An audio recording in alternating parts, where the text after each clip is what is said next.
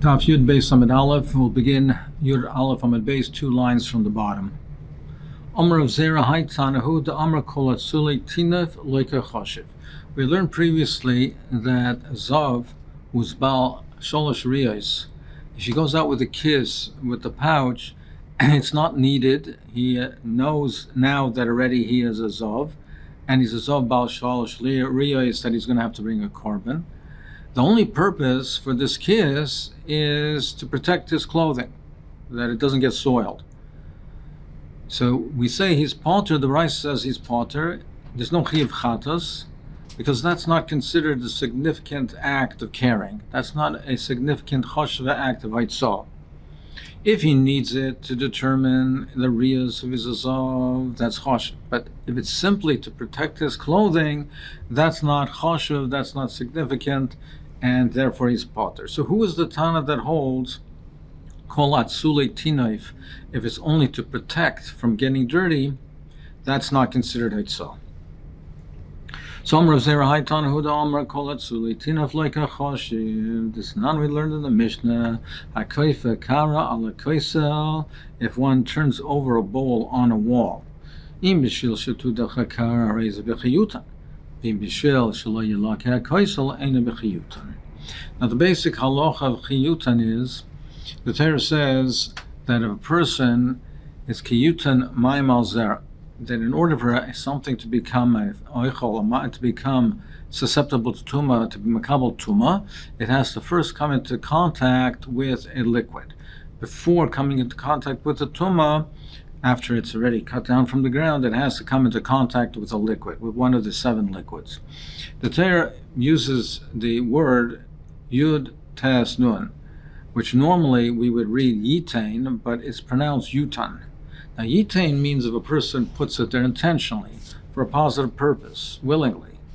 Yutan would mean on its own, even if it's without his knowledge, even without him wanting to do it. It happened on its own. Memela. The Torah writes yitain, pronounces it yutan, to teach us that he doesn't have to put the liquid on the zera, on the seeds, on the food. But it has to be as if he did it, meaning it has to be willingly, knowledgeably, with his knowledge and consent. It has to be with his rotzing.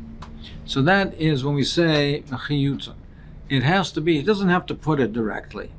It can fall on its own, but it has to be as if he did it directly. It has to be with his desire.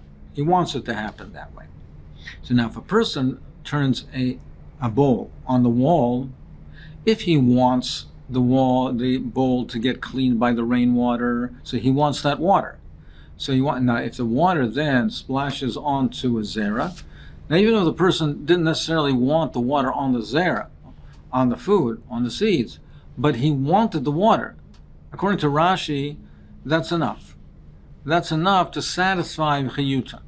So as long as he had a positive purpose for the water, even if it's not for the zera, but he's happy that it's now washing the bowl. He put it on the wall to wash the bowl. He wants that water. That's b'chiyutan, and if that water splashes onto the zera, it'll become susceptible to tumah. But in bishvil shelo yelaka koisel, if the only reason that he put it there is not because he wants the water to wash the kli, not because he wants the water, he only wants to protect the wall, so he really doesn't want the water. He's putting it there to protect the wall from the water. So that's daima, that's similar to what our discussion over here is atzulei tinaf. He just doesn't want the wall to get dirty. Then ein b'chiyutan. It's not considered b'chiyutan, and therefore if that water falls on the food, it will not be machshirit lekabel tuma. So we want to bring an analogy and make a comparison over here, just like that atzulei tinaf is not bechiyutan. Similarly, the gabe haitzah and Shabbos, it's not considered choshev, and it's not considered haitzah if the whole purpose of the kiss is atzulei tinaf, just to protect his garments so they don't get soiled. In the case where he's just protecting the wall, he doesn't want the water, the mashke at all. He doesn't want the mashke. Over here, in our discussion, the haitzah is not the ziva. Over here, the haitzah is the kiss. And he does want the kiss. Yes, he only wants the kiss, la'atzulei tinav, but he still wants the kiss. Over there, the water is not b'chiyutan because he doesn't want the water at all.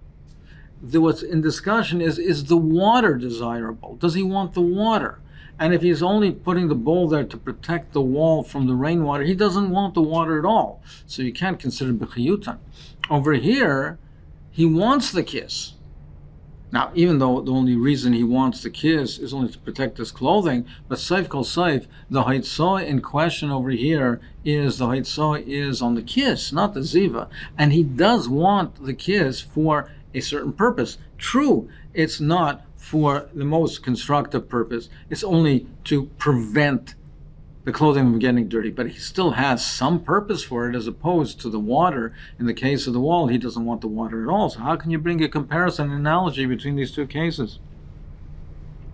Gemara says it's not comparable rather. If you want to compare it, if we are going to compare it to this case of B'chiyutan, it's comparable to the Seifa. Not to the case that we just mentioned, but rather to the Seifa. A reva, if you have a trough, if you have it's there placed upright so that the rainwater can collect in there. Now, his primary purpose is to protect the surface underneath, but he has a choice. He can turn it upside down or upright. He places it upright, indicating that even though his primary function is to protect the surface below, he wants to protect from below, but he still has some benefit in collecting the water in the trough. So the water that splashes and spills out, that splashes, he does no design for that water whatsoever. So therefore, it's not b'chiyutan, it will not mimachshir the oichel kabel tuma. But the water inside the trough is b'chiyutan, because even though he has only a secondary benefit for that, he has only a minor benefit for that, and the primary function is atzulei tinov, is to protect the surface below, but still it is considered b'chiyutan. Here also, the person, the zav, the kiss is atzulei tinov. He has some purpose for the kiss. So why should we say he's palter? So if we are going to make an analogy to b'chiyutan, we'd make it to that case, and therefore we don't have a reason to say that by a kiss, even by zav bal shalosh riyos, that he be palter. What's the pshat? Why do we say in the case by the zav with the kiss that he's palter like Hasha Harav Yehuda Harav Shimon? It's really based, if you say that it's palter or chayev, it's whether you hold like Rav Yehuda or Rav Shimon. There's a general machlekes between the two, and a malacha shein etzricha legufa if you're chayev or you're palter. We learn out the Ha'ilchos Shabbos. We learn out from the Mishkan. And we learn out that Melechas Shabbos have to be Melechas Machsheves. They have to be done for a constructive, positive purpose. Now, if a person does the Malacha, and it's a Malacha Shein Tzricha Legufa. The way Rashi learns it, it's a Machlekes Rashi and Taisus. The way Rashi learns Malacha Shein Tzricha Legufa is that he's doing it, but not for a positive purpose, not for a constructive, positive purpose that's adding something to the situation. Normally, when you do a malacha, you're building the Mishkan. There was no Mishkan previously. There was a desire and a mitzvah and a tzivui to build a Mishkan. So that was a constructive purpose of building a Mishkan. There's a new edifice over here. Similarly, all malachas are in the same category. There was nothing plowed and growing here, and now you're plowing and you're improving a situation. You're building a house. Rashi learns that removing a negative is not considered a constructive purpose. It's not considered positive. So the case point in question over here, case in point is if a person removes a mess from the house, not because he wants the mess to be in this other place. He's taking it from the house, let's say, to the Rishus HaRabim, which is hoitzah. Is he chayav for that hoitzah, or is he palter? So Rav Shimon holds it's a malach shein tzrich legufa. The way Rashi learns is Haitzah, the constructive purpose of Haitzah is you want that item in this other place. They're building the Mishkan, so they want the materials to be in the Rishus HaRabim. Over here, he doesn't want the mess to be specifically necessarily in the Rishus HaRabim. He just doesn't want it in the house. So that's removing a negative. According to Rashi, that's what Rav Shimon says is a malach shein tzriich legufa and you're potter. But Rav Yehuda says no, you're chayv in such a case. Taisus learns differently. He learns malach shein tzriich legufa. It has to be similar to the way it was done in the Mishkan. It's not necessarily that if it's a positive or it's the removal of a negative, it has to be similar to the way it was in the Mishkan. Nevertheless, we're saying over here, whether you hold a kiss and with the Zod going out with the kiss, he's chayv or potter, it depends if you hold like Rav Shimon or like Rav Yehuda. If you hold like Rav Shimon and malach shein tzriich legufa potter, it's not the malach of Haitzah. Haitzah is that you want this item in this other place that you're taking it to. Over here, he doesn't want the kiss in the Rishus HaRabim. He doesn't want to take it from the house to the Rishus HaRabim. He just wants it not in that place. He just wants it to protect his garments. According to Rav Yehuda, nevertheless, he's carrying it. He's carrying it, even though it's only to remove a negative, so to speak. It's to protect his clothing that it shouldn't get soiled. It's not to create something new and better than from what was there before. Rav Yehuda says, nevertheless, you're chayv. Rav Shimon says, this is considered malach shein tzriich legufa, and that's how we resolve the two brises, whether the kiss is over the kiss is chayv or potur. Even though we said that you cannot go out with certain items prior to Shabbos, samuch to Shabbos, Erev Shabbos, but tefillin, he says, is mutter. Tefillin, we're not concerned that he'll carry it on Shabbos. My time, a person always has to be conscious of his tefillin. He has to adjust it, and he has to know and not forget that he has it on his head. He has to be mashkol shah kal v'chaim mitzitz. And how do we know that? We learn a kal v'chaimer from the tzitz that the Kohen Gadol wore on his forehead. The plate that he wore on his head, the Kohen Gadol had on his head, matzit she'ein v'yelas korach, that only had one mentioning of the name of Hashem. It was written once. It says Tahayal Mitzchotomit. So Rashi says, and this is extra because we know it was on his forehead. So what does it mean on this passage? It's coming to teach us Shelo Yasiach Daita Mimena. It has to be constantly, consciously aware that he has it tzitz. He's not only wearing it, but he has to be conscious of it. So tefillin, kal v'chaymer, tefillin sheish v'azkoros harbe. It has many mentions of the Shem Hashem al nachas kama v'kama. So he always has to be conscious of tefillin. He has to be mamash mishtomid. So therefore, we're not concerned that when Shabbos comes in, he'll forget and carry, because he's always aware that he has a tefillin, and when Shabbos comes in, he'll be aware that he has tefillin, and he will remove it before Shabbos comes in. Hilkach mitkedakir, he will remember who. Prior to Shabbos, the onset of Shabbos, a person has to examine his clothing to see that he's not carrying anything, that he doesn't go out on Shabbos carrying anything. This is a very important fundamental halach on Shabbos, to check the clothing, to check himself before Shabbos to make sure he's not carrying anything. So the Mishnah said that one should not remove the lice from his clothing. So what does this mean? Does it mean that you should not do it on Shabbos?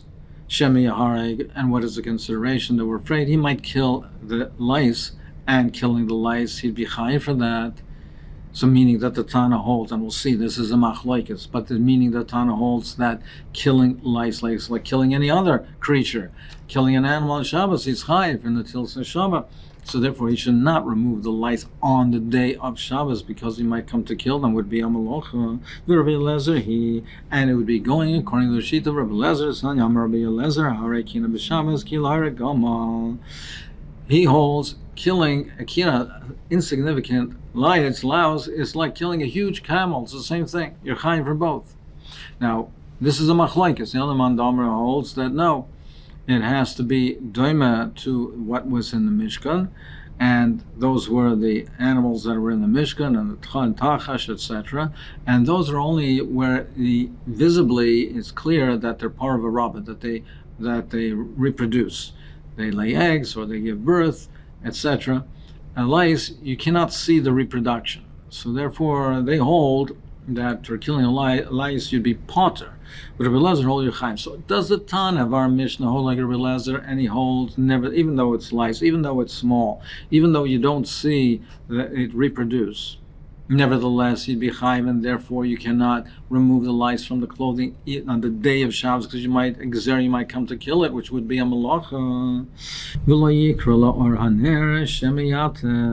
And then it's a separate halacha that he should not read to the light of the candle, because he might tilt it, and that might increase the flame. So that's late of our age. Or no, maybe both cases is the same reason. It's shemiyata, that he might tilt it. It's just another example of coming to tilt it. He might examine his clothing while he's removing the lice and come to tilt it. Tashma ain't poilin ben korem lorener. It says ain't poilin ben korem lorener. So the assumption is that lorener is going on both. In fact, the more mi'alim masnisan. Well, why is this better than the Mishnah? In the Mishnah also, it said both halachas, and we were mesupik. We're not sure whether the Or Ner is referring only to Yikra, or is it going on Poilin as well. As Tosfos points out, the lashon over here would be, the Havamina was, that it would be indicating more that it's Or Ner, because it doesn't say like in our Mishnah, Lo Yifala Kelev, Ve'en Korem Lo Ner. It says Ein Poilin, Ve'en Korem. It's the same lashon. And it's the same type of language, and on both it says Lo Ner. It would seem to indicate Lo Ner is going on both, but nevertheless, Gemara says Lav Dafka. It's not Muchar, not necessarily so. You could learn it as two separate halachas. Let's bring a right from the Brisa in Poilin Lo Ner, Vein Koyim Lo Ner. It says both of them Lo Ner. Ve'elam in halacha Shamar Ba'ali is Chananya ben Chizkiah ben Goren. Shema Mina Tarvayu Shemiyat Shema Mina, that the reason for both is that he might tilt it. Not that he might come to kill the lice, but that he might tilt the candle.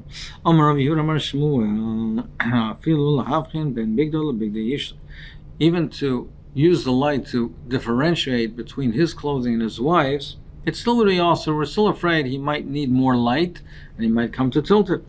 However, he said that's only by Minachuzah. Where B'nai Mechuzah, where the clothing is similar, he needs more light, he might come therefore to tilt it. Because there it's clear, the clothing is different, he doesn't need that much light, he wouldn't have to tilt it in order to differentiate between the two. B'nai Mechuzah Nami, and B'nai Mechuzah also, Lo Yamrin El Dezkenis, it's only by the older woman. That's where there is an issue with it. That's where it may be confused. It's made that the young women, their clothing is clearly different than the men. The men had to work in the fields, and then they had narrower clothing and shorter clothing that wouldn't interfere with the work. So it's clear you don't need that much light to differentiate between the two, and therefore it would not be a problem. It's only when the clothing is similar, you need a lot of light. There we say you cannot use the light of a candle to differentiate. We're talking about removing the lice. You don't remove the lice from your clothing in the Rishus Ram in the public. It's not a Shambastik Allah, it's a Koven.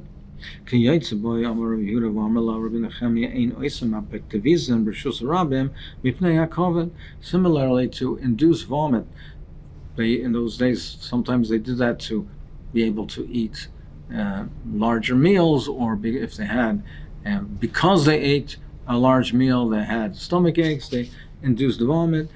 You don't do that in Rishus Rabbim. It's not covered for the Rabbim. If a person is removing the lice from his clothing, so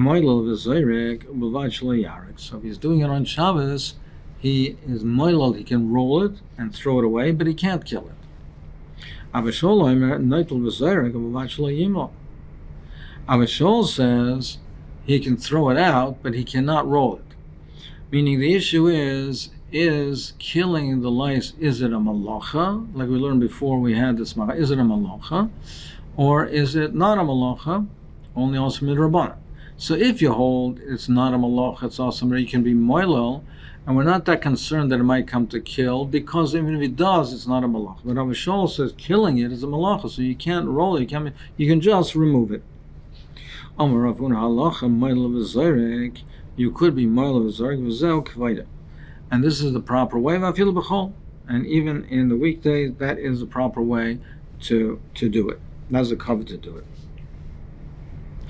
So you roll it so that it doesn't come back to you. It weakens it, and it doesn't come back onto you. Rabba mekatalu. Rabba used to kill them. And Rishesh is mekatalu. And also he used to kill them. The way Rashi is learning, to bring down this machlokes in this matter, but the way Rashi learns is even on Shabbos, it was like Beis Hillel, and there's no malach involved, and the Rabbanan did not even answer it, presumably because of the Tsar, but the Rabbanan did not even answer it, so it's mutter to kill the lice, to kill them even on Shabbos. Rav he threw into the pail of water. Amar lahu Rav Nachman Labante. Rav said to his daughters, Ketula, kill the lice. Vashmina lekolda sanvasi. Let me hear the screaming of my enemies. These lice are romazik. Let me hear that they're screaming that you've killed them. Tanya Rishim and Elazar in Hargimin Samachalos Beshavas the Beis Shammai. Beis Shammai says it's also Beis Hillel matir, but Beis Hillel says it's mut. And similarly, he said other things that are machlokes Beis Shammai Beis Hillel. Ein mishadchen es tinoikes laares. You don't make a shidduchim with a tinoikes, a young girl, a shidduch for a erison. For marriage, you don't make a shidduch for her,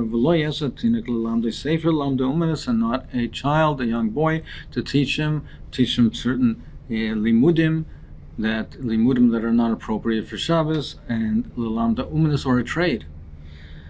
You don't teach him these things. It says with Shabbos davar, things that are done on Shabbos are not personal affairs, personal matters. They're only things that are appropriate for Shabbos. So you don't teach these things. And you don't do nicham avelim because it's a tsar. It's not appropriate for Shabbos. And you're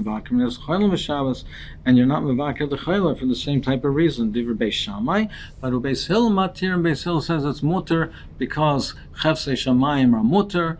Chefsach is also chefsei shamayim is mutter, and also when you're doing the mitzvah to be mevakir, etc., you're doing the mitzvahs for it, so therefore they are matir on Shabbos.